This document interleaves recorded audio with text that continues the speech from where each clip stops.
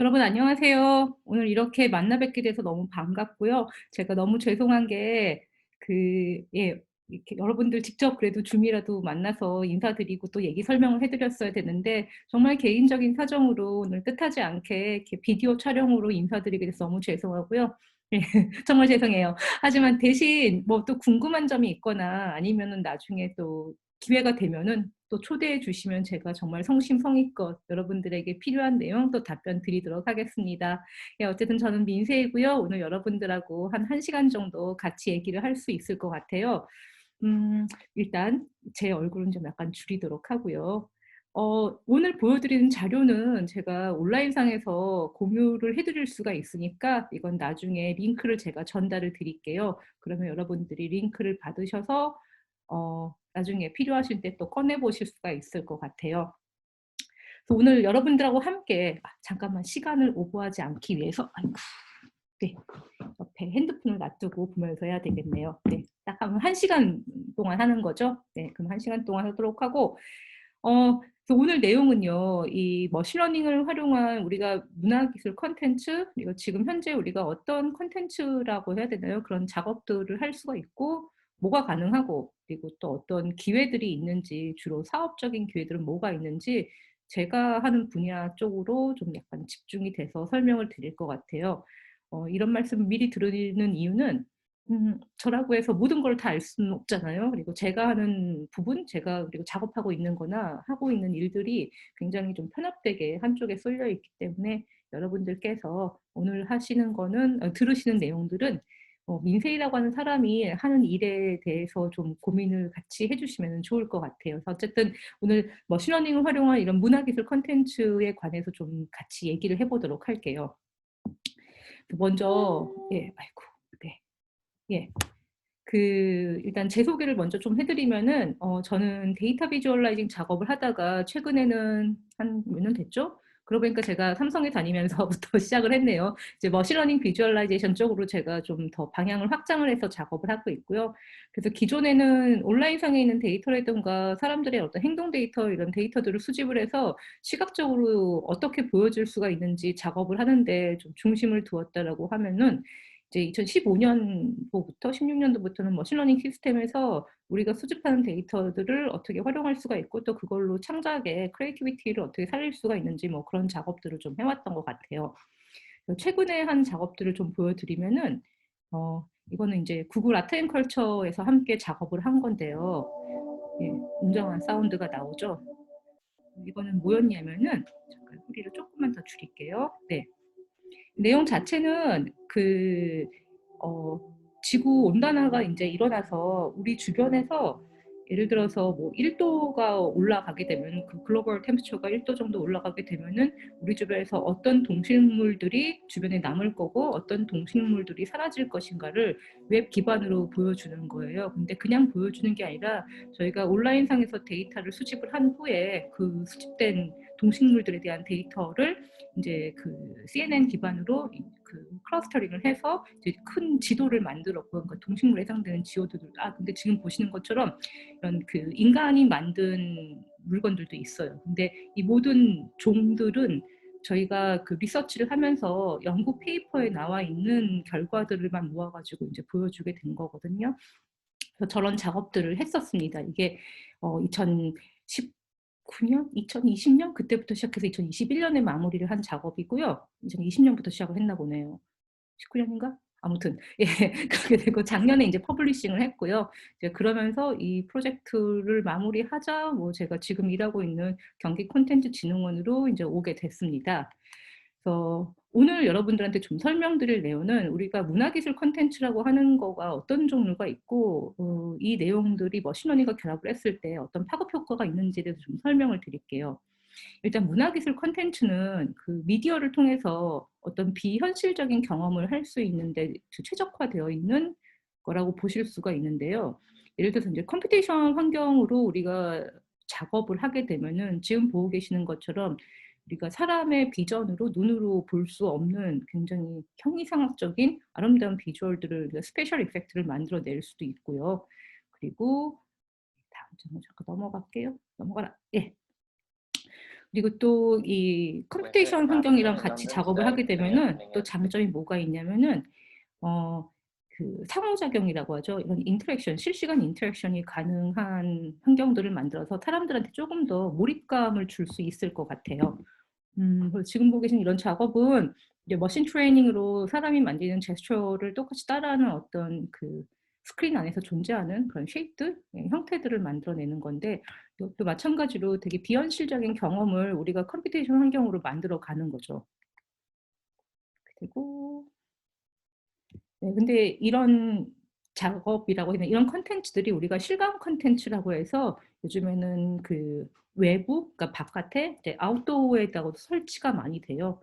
보신 분들도 많이 있으시겠지만은 팀랩이라고 하는 그 미디어 아티스트 그룹이라고 해야 되나? 아무튼 저 회사가 가장 많이 하고 있는 게 실감 콘텐츠를 퍼블릭 스페이스라고 하는 공공 시설물에 설치를 하거나 아니면은 아웃도어, 그러니까 완전히 바깥에 그 사람들이, 예, 자연 경관과 함께 경험할 수 있도록 해서 새로운 경험 공간을 만들어 주는 것들을 작업을 했죠.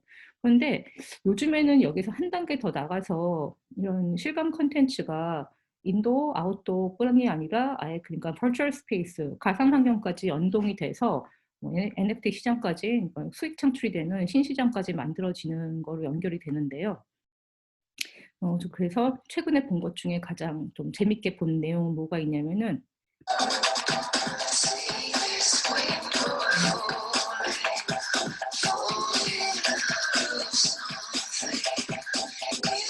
이거는 이제 작년에 그 마이애미 아트바젤에서 나왔던 건데, 미술품을 파는 기존의 전통적이었던 미술 시장의 어떤 오프라인 마켓을 온라인 마켓과 같이 결합을 해서 이런 굉장히 비현실적인 작업들이 현실 세계에 존재하는 것 같이 엮으면서 우리가 가장 많이 요즘에 얘기하고 있는 그 스마트 컨트랙이라고 하는 그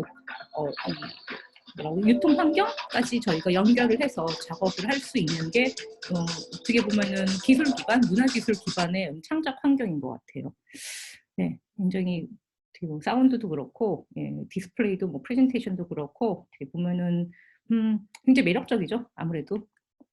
이제 그러기 때문에 우리가 문화기술을 라고 얘기하는 머신러닝 시스템, 뭐 가상환경 시스템, 아니면 NFT 같은 이런 환경들이 컨텐츠하고 결합을 했을 때 우리가 비현실적인 경험을 굉장히 극대화시킬 수 있는 시장들이 만들어지고 있는 것 같아요. 근데 그중에서 오늘은 저희가 이제 머신러닝 기반의 컨텐츠들을 어떻게 만들 수 있는지 좀 더 알아보도록 할게요. 가장 기본적으로 할 수 있는 게, 가장 널리 사람들이 많이 쓰는 게 이제 머신러닝과 디지털 아트가 결합된 형태라고 볼 수가 있어요. 지금 보고 계시는 이 작업 같은 경우에는 엔탱글드라고 해서 엔비디아에서 그 펀딩을 대줘서 이제 작업을 하게 된 케이스인데요. 예, 그 스캇 엡슨이라고 하는 사람이 근데 저 그 뭐냐, 저희 PPT에 한 줄이 가 있는데 저건 나중에 수정하도록 할게요. 위에 있는 라인이, 예, 보기 싫긴 하지만 어쨌든, 네, 이 작업 같은 경우에는 작가가 모든 사진을, 그러니까 사람의 몸에 있는 신체에 있는 사진을 되게 하이 퀄리티로 촬영을 한 후에 그 데이터로 트레이닝을 시키고 그다음에 제너레이트 되는 시스템이 생성되는 그 형태 자체는 물에 물감이 떨어졌을 때 퍼지는 형태로 저렇게 생성이 되는 걸 작업들을 해요. 그래서 이런 머신러닝과 디지털 아트가 결합을 했을 때 창작을 어떤 쪽에서 우리가 독창적인 그런 노블한 상황을 만들 수 있느냐 보면은, 일단 첫 번째 데이터 수집. 어떤 데이터를 수집을 하는지가 결과물에 굉장히 영향을 미치잖아요. 어떤 데이터를 트레이닝을 했는지가. 그리고 두 번째로 접근할 수 있는 게 모델을 스페시픽하게 만드는 거. 근데 이 부분은 조금 어렵기는 해요. 왜냐하면은 대부분의 모델들은 굉장히 제너럴라이즈 되어 있기 때문에 그 모델 자체를 아키텍처를 뜯어 고친다던가 아니면 스페시픽하게 만드는 거는 조금 어려운 일이긴 하거든요. 아니면은 되게 스토리텔링을 잘 만드는, 이렇게 약간 세 가지로 좀 나눠져 있기는 하는데, 뭐 스캇 엡슨 같은 경우에는 데이터 자체 수집을 굉장히 독창적으로 해서 많이 사람들한테 비주얼적으로 새로운 경험을 갖다 준 것 같아요. 이렇게 작업을 하는 게 또 하나가 뭐가 있냐면은, 프란츠 로사티라고 하는 이 친구 같은 경우에는요, 인공위성에서 촬영한 그 지구에 있는 산맥, 그리고 뭐 이런 랜드스케이프 같은 이미지를 수집을 해서 트레인시킨 모델에서 다시 산맥을 제너레이트하는 시스템인데 제목 자체가 그 레이턴트 스케이프라 그래서 조금 이따가 좀 설명을 드릴 텐데 이 레이턴트 스페이스라고 하는 그 잠재 공간에 대한 이슈가 있는 잠재 공간을 잘 활용한 케이스라고 보시면 될 것 같아요. 근데 여기서 또 우리가 생각해 볼 만한 게 이 인공위성에서 촬영한 저 이미지 데이터들을 나사라던가 정부 측에서 오픈해 놓지 않으면 개인이 접근할 수는 없잖아요. 저런 데이터들은. 그렇기 때문에 우리가 양질의 데이터를 어떻게 퍼블리싱해서 공공화를 시킬 건가에 대한 고민도 있고요. 또 하나는 그 연구에 쓰는 데이터랑 사실 이런 컨텐츠를 만드는 데이터랑 약간 달라요. 왜냐하면은 도메인 스페시픽한 데이터들이 필요하거든요. 예를 들어서 건축이면 건축, 아니면은 뭐라고 저렇게 항공 사진이면 사진, 이런 식으로 굉장히 스페시픽한 데이터가 필요한데 사실 모델을 연구하시는 분들은 그렇게까지 특정하게 굉장히 오버피팅 될 수밖에 없는 데이터들을 만들고 가지고 계시진 않으세요. 그래서 좀 콘텐츠를 제작하거나 활용하는 사람들한테 필요한 데이터도 좀 공공화시킬 필요성이 있는 것 같아요. 그리고 이제 이 작업 같은 작가 같은 경우는 소피아 크레스포라고 하는 친구는 우리가 어떤 데이터를 학습을 시키잖아요. 그러면은 그 학습을 한다는 거는 결국 그 수집한 데이터에서 특징들, 그러니까 피처들을 기억을 했다는 거거든요. 그렇기 때문에 어떤 특징이 있는지, 강아지면 강아지, 고양이면 고양이, 이런 아이들이 어떤 특징이 있는지를 기억을 해서 나중에 그 특징을 가지고서는 판별을 하거나 아니면 특징을 가지고서는 새로운 이미지를 만들어내거나 할 수가 있는데 이 소피아 크레스코 같은 경우는 그 특징들을 가지고 다시 재조합을 해서 이런 가상의 그러니까 버추얼 스페이시스를 만들어내요. 그렇기 때문에 굉장히 비주얼적으로도 아름답기도 하지만 우리가 현실에서 볼 수 없는 특별한 생명체들을 볼 수가 있는 거죠. 아까 잠깐 말씀드렸다시피 이 특징이라고 하는 그 피처랑 잠재 공간이 그 머신러닝 기반의 어떤 창작을 하는데 굉장히 중요한 부분이긴 하는데요. 조금 뭐 쉽게 설명을 드리면은 여기서, 왜냐하면 지금 들으시는 분들이 제가 보기에는 모두 머신러닝 시스템들을 알고 계시는 분은 아닐 수도 있을 것 같아요. 그렇기 때문에 좀 쉽게 설명을 드리면은 이미지들이 있어요. 그러니까는 강아지 이미지를 한 10,000장 모았어요. 네, 그 이미지들을 다 때려 넣고서는 이 딥러닝 시스템에 돌리게 되면은 좀 전에 말씀드렸던 것처럼 강아지 이미지가 가지고 있는 특징들을 기억을 하게 되거든요. 계속해서 반복되는 정보를 기억을 하는 거죠. 그래서 근데 약간 사람이 기억하는 거랑 좀 다른 정보긴 해요. 그래서 뭐 엣지를 먼저 보고 뭐 면을 보고 인제 특정한 디테일을 보고 이렇게 되는데 그런 특징들만을 모아 놓은 공간을 레이턴트 스페이스라고 해요. 잠재 공간이라고 하는데 왜 우리가 이 잠재 공간이 중요하냐면은 강아지의 그 뭐 특징을 기억하고 있는 매니폴드라고 하는 그 잠재 공간을 하나를 기억을 하고 고양이라고 하는 거를 또 기억을 해 놓으면은 그 강아지에 있는 잠재 공간 위치에 해당되는 똑같은 고양이의 특징으로 이렇게 트랜스퍼링이 가능하거든요. 인제 그렇게 되면은 우리가 기억했던 정보들, 그러니까 이 시스템이 기억했던 정보들을 기반으로 다시 복원을 할 수 있을 때 강아지 이미지가 고양이 이미지로 바뀔 수 있는 거죠. 제가 지금 굉장히 퉁쳐서 빨리 얘기를 하긴 했지만 이 특징 벡터라고 하는 게 그 잠재 공간에서 어디에 위치하는지, 그리고 그 잠재 공간에 있는 특징 벡터를 우리가 조정할 수 있다면, 컨트롤할 수 있다면은 결과물에 대해서 예측이 가능하고 결과물을 컨트롤할 수가 있는 거예요. 요즘에 많이 연구를 하는 게 그 특징 벡터를 어떤 식으로 옮기고 뭐 할 거냐 뭐 그런 이슈도 있고, 특히 어 지금 가장 핫한 작년부터 핫해졌죠. 핫한 거는 이 멀티모달을 기반으로 한 그 트랜스포머 모델인데요. 이게 무슨 얘기냐면은 멀티모달리티라고 하는 거는 그러니까 이 이미지 데이터, 그다음에 사운드 데이터, 텍스트 데이터, 이런 모든 다른 종류의 데이터들을 한꺼번에 처리를 할 수 있는 거예요. 한꺼번에 처리한다고 해야 되나? 아니면은 어쨌든 같이 처리를 할 수 있는 거예요, 하나의 모델이. 그래서 이 트랜스포머 모델은 학습시키기엔 예를 들어서 이미지로 학습을 시켰는데 텍스트 데이터를 인풋을 넣을 때 이미지로 출력을 해 주는, 그렇게 해서 데이터의 성태 자체가, 그러니까 성질 자체가 바뀔 수 있는 그런 모델들을 얘기를 해요. 그래서 지금 가장 창작 환경에서 많이 쓰이고 있는 모델 중에 하나인 거죠. 이런 특징을 기반으로 인제 움직이는 것들을 좀 보면요. 이 쪼끔 더 우리가 컨트롤업을 하게 되면은 이 특징 기반으로 트랜스포밍이 될 때 사운드에 반응을 하게 한다든가 사람의 제스처에 반응하게든가 해서 조금 더 상호작용을 건드려 줄 수가 있어요. 지금 보고 계시는 이런 작가 같은 경우에는 이렇게 사람의 얼굴이 변하는 게 사운드 데이터가 변할 때마다 변하는 형태로 접근을 했거든요.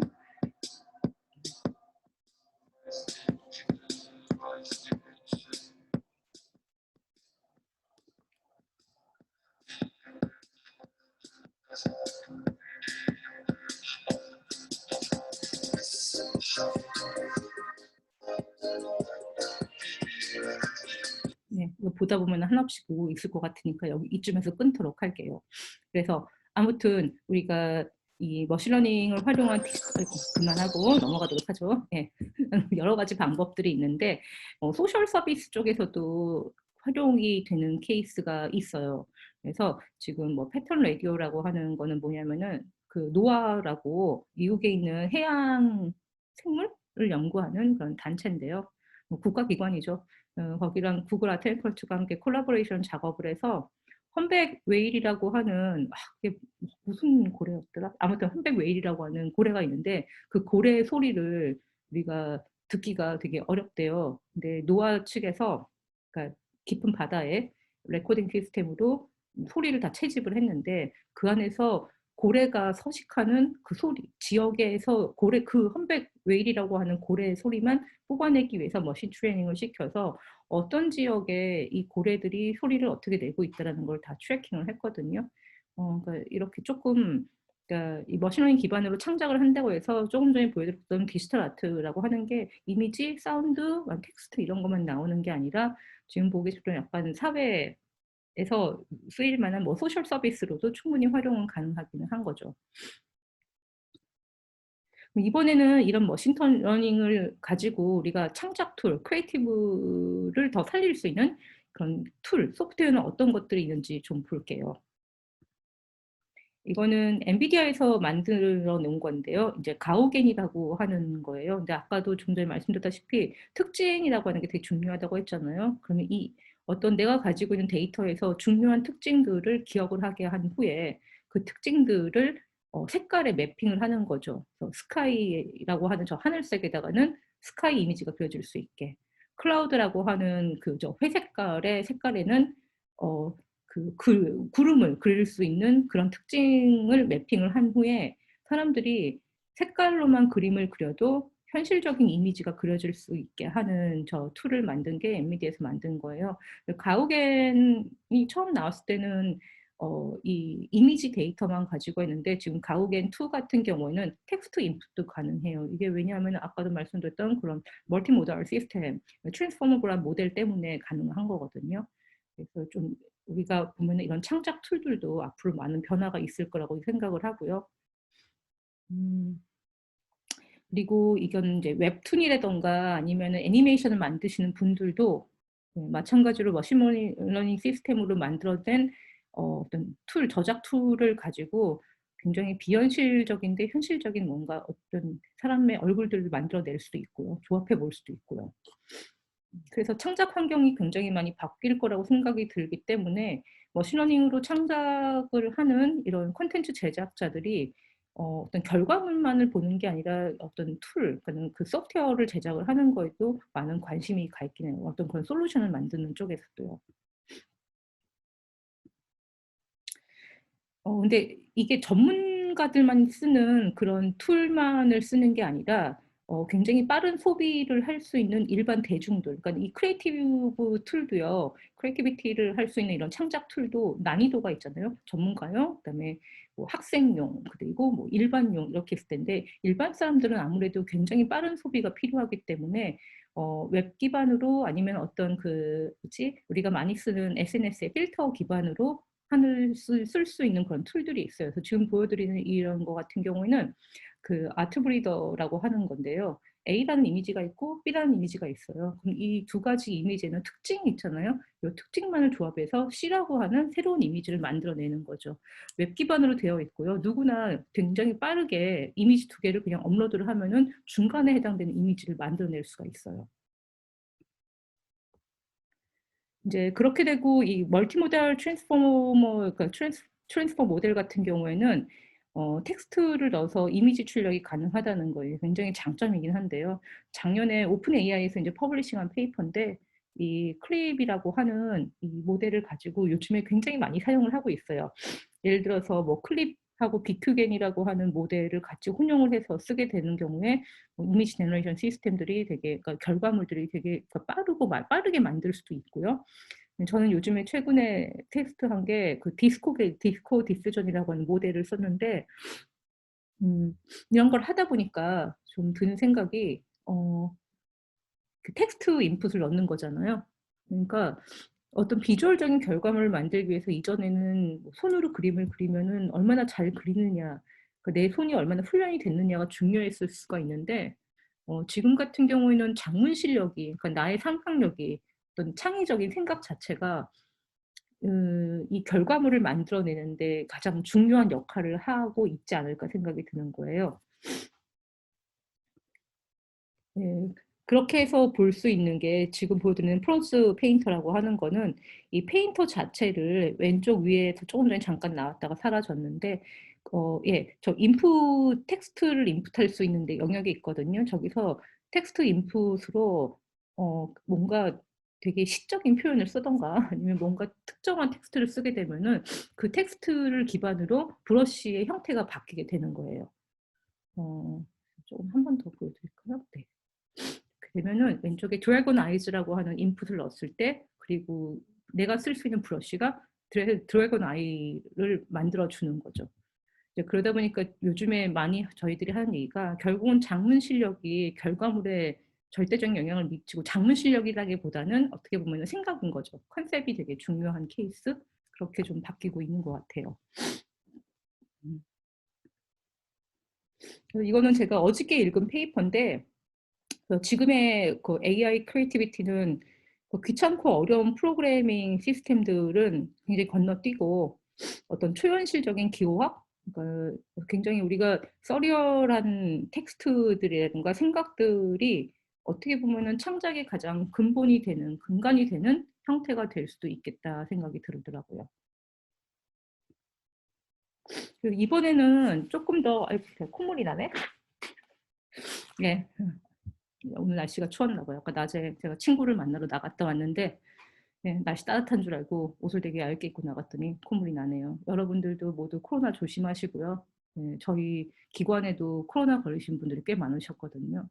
아무튼 쓸데없는 소리는 그만하고 이 머신러닝과 가상인간은 지금 이 머신러닝 시스템으로 그러니까 인공지능 시스템으로 가장 많이 사람들이 쓰고 있는 분야 중에 하나인 것 같아요. 이 가상인간을 만들어내는 게. 전 잘 모르겠어요. 가상인간을 만들어내는 게 얼마나 긍정적인지는 좋게 잘 쓰이지는 근데 나중에 긍정적인 얘기를 하긴 해야 되겠네요. 그래서 이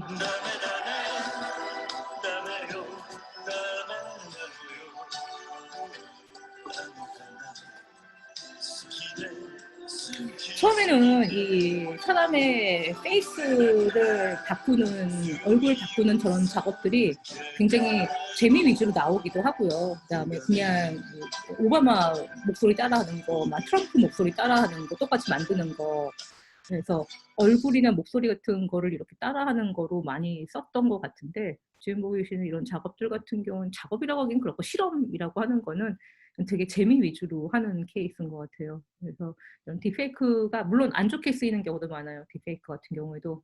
근데 뭐 긍정적인 영향은 조금 있다가 좀 말씀을 드리고요. 그래서 이런 페이스 필터를 활용한 가상 캐릭터를 만드는 것들 보면은 네. Oh, hey, chicken. You never guess who I saw at the mall. It was the eagle. I check these out, mate. I can bite me on 어떤 이런 someone else. 가상 캐릭터들을 만들어내는데 페이스 필터, 이 페이스 필터를 만들어내는데 모션 디텍션을 쓰던가 그죠. Morning. What a lovely day, Wendy. Good morning to you. 이렇게 귀엽게 만들 수 있고 재밌게. How's the kid? 네, 너무 시끄러우니까 끄도록 하고요. 이런 식으로 뭔가 좀 그 가상 캐릭터를 만드는 거 쪽으로 좀 재미 위주로 그리고 실험 위주로 좀 했다고 치면은 지금은 이 가상 휴먼을 만드는 게 꽤나 많이 산업에 적용이 된 것 같아요. 이와 같은 경우에는 인제 그 스피치 그래픽스라고 얼마 전에 거의 이게 한 70억, 80억 정도 되는 돈을 펀딩을 받았는데 정확히는 모르겠는데 그리고 우리나라에서 네오사피엔스라고 하는 그 김태수 대표님이 운영하시는 회사가 있거든요. 그 회사가 얼마 전에 240억 정도 펀딩을 받았어요. 그러니까 스타트업들이 이런 가상인간을 만드는데 되게 많이 주력을 하고 있는 회사들이 있고 또 잘 되고 있기도 하고. 그래서 이 스피치 그래픽스 같은 경우는 다른 회사들보다 약간 다른 점은 얼굴이랑 립싱크가 이제 동시에 들어가는 그 캐릭터를 만든다고 해요. 저도 이제 버추얼 휴먼 같은 경우에는 뭐 아주 잘 알지는 못하지만은 어쨌든 뭐 그 부분이 오디오 드리븐 된 페이셜 애니메이션이 굉장히 크게 잘 되고 있는 잘 제공이 되고 있는 그런 소프트웨어 회사라고 알고 있고요. 아이고.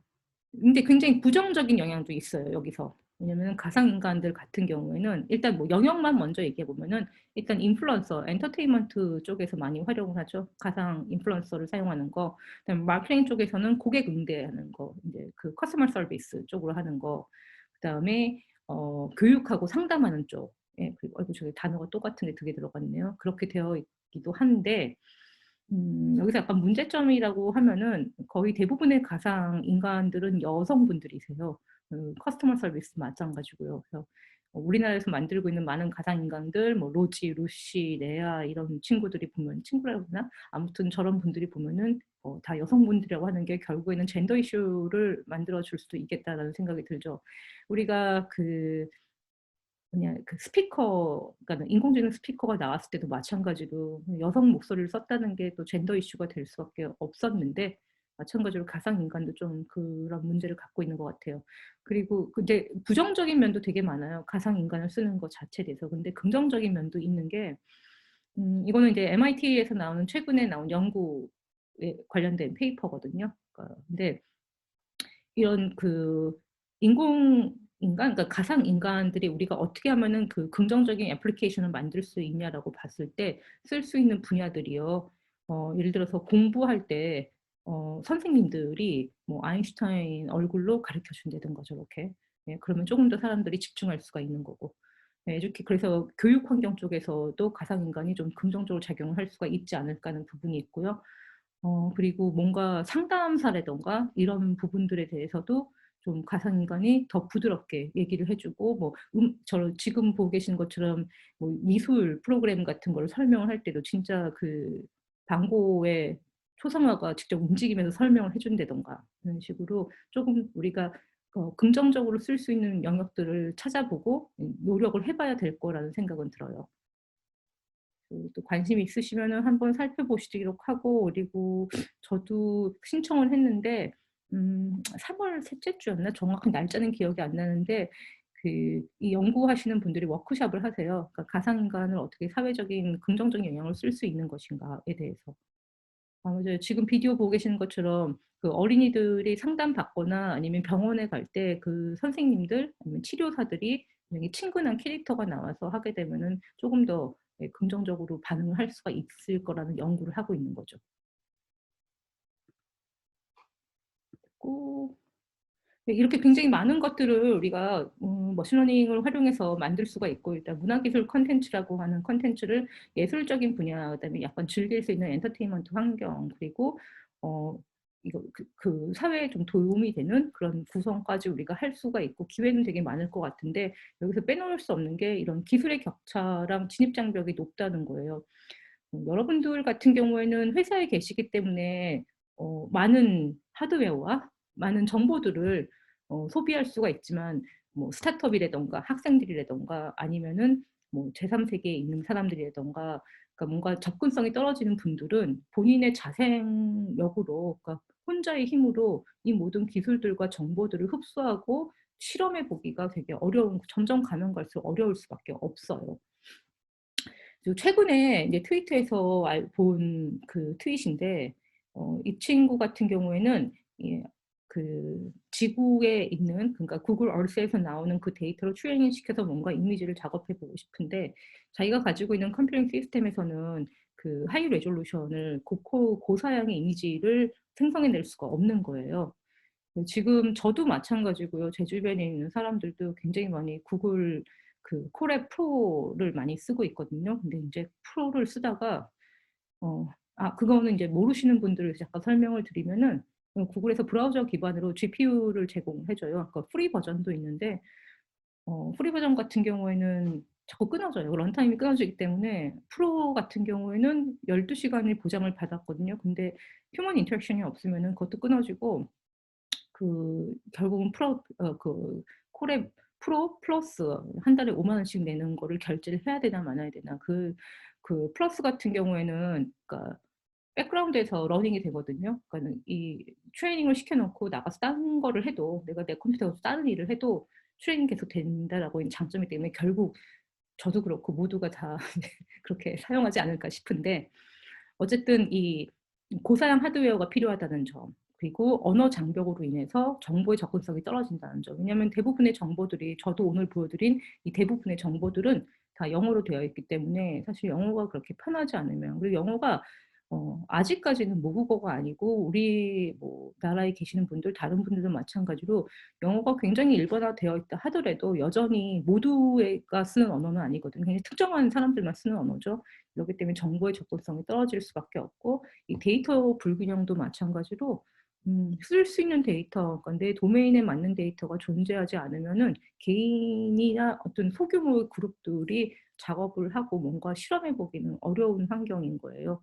대기업 같은 경우는 쪼끔 더 자유로울 수는 있죠. 어떤 자본이 있으니까. 이제 그러다 보니까 이렇게 어려운 환경들을 우리가 지금 배우려고 하다 보니 내가 혼자서는 하기는 어렵고 여러 가지 주어지는 프레임워크에 대해 그러니까는 기대어 갈 수밖에 없는데 이런 부분들을 우리가 어떻게 공공의 영역에서 좀 해결을 해줄 것인가. 그래서 이 기술의 대중화라든가 기술의 진입 장벽을 낮춰주는 역할을 어떻게 해야 되는 것인가에 대해서 좀 고민을 하는 게 또 공공의 역할인 것 같아요. 지금까지는 보면은 이렇게 데이터를 공개를 해야 된다라는 거는 어느 정도 합의를 본 것 같은데 여기 데이터만 공개하는 게 아니라 얘를 활용할 수 있는 머신러닝 시스템들을 활용할 수 있는 하드웨어를 좀 공개를 그러니까 뭐라 그러죠? 제공을 해 주는 근데 그 하드웨어가 진짜 하드웨어가 아니라 클라우드 기반으로 서비스를 해 주는 것들이 필요할 거라는 생각은 들어요. 그렇다고 해서 구글이 제공하고 있는 이런 많은 서비스들을 이길 수 있을까요? 쉽지 않을 거죠. 왜냐하면은 너무 많은 서비스들이 이미 연동이 되어 있기 때문에 저만 하더라도 구글에서 제공하는 서비스를 넘어서서 새로운 서비스로 이동하기는 쉽지는 않을 것 같아요. 어 이 지금 보시는 이런 서비스 같은 경우에는 런AML이라고 하는 웹 기반의 사스 회사인데 모델들을 미리 그러니까 프리 트레인된 모델들을 제공을 해 주고 이 창작하시는 분들이 쉽게 끌어다가 쓸 수 있게 하는 툴이라고 보시면 돼요. 최근에 제가 알기로는 꽤 이렇게 시리즈 B까지 아마 투자를 받은 걸로 알고 있는데 정확히는 모르겠어요. 정확히 기억나진 않아요. 근데 어쨌든 이렇게 이미 내가 혼자서 뭔가 모든 사람들이 다 이 기술을 알아서 다 학습을 시켜서 모델을 막 만들어 가지고 뭔가 결과를 만들어내기는 쉽지는 않잖아요. 이제 그리고 특히 창작하시는 분들은 빨리 뭔가 결과물을 만들어야 되는데 이 모든 것들을 다 배워서 하기는 쉬운 일은 아니기 때문에 파트너를 찾기도 쉽지도 않고 이제 그러기 때문에 이런 온라인상에서 제공하는 툴들이 있으면은 되게 많이 고마운 편이죠. 돈을 비싸게 내더라도 쓸 수밖에 없을 것 같아요. 그리고 글라디오라고 하는 건 저도 아직 써 보지는 않았어요. 근데 이거는 모델을 빌드를 하고 그다음에 트레인 시킨 모델을 쉐어링할 수 있는 뭐지? 허브? 그런 커뮤니티라고 볼 수가 있는데요. 이 서비스 같은 경우도 저도 써 보지는 않았지만 아까 런의 ML 같은 경우는 창작하시는 크리에이티비티에 좀 약간 오리엔티드 된 그런 환경이라고 보면은 글라디오 같은 경우는 굉장히 제너럴라이즈 돼 있어요. 그렇기 때문에 사람들이 자기가 뭐 학습시킨 모델을 남들한테 또 공유해 주고 또 남들이 학습시킨 모델을 또 내가 가져다가 쓸 수 있게 하는 그런 기능들이에요. 그리고 이제 그다음에 보여드리는 이런 툴 같은 경우는 저희가 그 최근까지 만들었던 스타트업 제공을 하는 건데요. 프랙티스라고 해서 이것도 마찬가지로 데이터를 온라인상에서 어떻게 수집을 하고 그 수집된 데이터들을 어떻게 그러니까는 규격화를 시키고 그다음에 뭐 모델을 가져다가 쓰고 하는 거를 저희가 계속해서 디벨롭을 했거든요. 그래서 그렇게 쓸 수 있는 툴도 있기도 하고요. 근데 음 지금까지 많이 활용이 되지는 못하는 것 같아요. 왜냐하면 저도 다른 기관에 와 있고. 예. 그래서 근데 아무튼 이렇게 창작 툴이라고 하는 기술을 좀 대중화를 시키는 일들을 좀 누군가는 좀 해야 되지 않을까 하는 생각은 항상 가지고 있어요. 그래서 이제 거의 마지막 얘기가 될 것 같은데요. 이런 콘텐츠랑 문화기술이 결합이 되면은 아까도 말씀드렸다시피 비현실적인 어떤 환경을 만들어서 신시장을 만들 수 있다는 게 장점인 것 같아요. 그래서 되게 현실에서 멀지 않은 어떤 원더랜드의 세계, 새로운 세계를 만들어 줄 수 있는 것 같거든요. 근데 이 세계 안에서 있는 것들은 우리가 음 이 다음 장이 있었던가? 없었네요. 아니 우리 이 세계 안에서 있는 거는 현실과 괴리감이 있다든가 현실과 멀어지는 거는 아닌 것 같아요. 그러니까는 얼마 전까지만 해도 우리가 그 실감 콘텐츠라든가 이런 콘텐츠 내용들이 현실에서 동떨어진, 그러니까 가상 환경은 되게 현실과 동떨어진 환경이었거든요. 근데 최근에 들어서는 이런 가상 환경과 현실 환경이 굉장히 잘 붙어서 서로 연동이 돼야 되고, 이런 경제 활동도 가상 환경에서의 경제 활동이 현실 환경에 영향을 미치게 되고, 현실 환경에서의 어떤 나의 행동들이 가상 환경에 영향을 미치는 이 유기적인 관계로 점점 바뀌기 때문에 우리가 멀지 않은 원더랜드를 만드는 게 이 기술 기반의, 문화 기술 기반의 콘텐츠를 제작하는 거라고 보여져요. 지금 한 거의 40분 정도 얘기를 했는데요. 1 시간을 채우지를 못했지만은 여러분들 어쨌든 너무 또 1 시간 꽉꽉 채우시면은 지겨우실 수도 있으시니까 오늘 저희랑 함께 이 그 문화 기술, 이런 기술, 머신러닝 기술을 가지고 어떤 것들이 가능한지 한번 보시는 좋은 시간이 되셨으면 좋겠다는 생각이 들고요. 아까 처음에 말씀드린 것처럼 오늘 같이 함께 못해서 너무 죄송하고, 대신 나중에 저희한테 그 필요한 거 있으면 여쭤보시고 제가 또 시간 또 맞춰 가지고 다시 한번 찾아뵙도록 할게요. 여러분들 예 좋은 시간 되셨으면 좋겠고요. 그다음에 필요한 자료는 공유해 드리도록 할 테니까 이 자료들 잘 가셨다가 또 마음에 깊이 새겨 주셨다가 좋은 서비스들 만드셨으면 좋겠습니다. 여러분들 안녕히 계세요.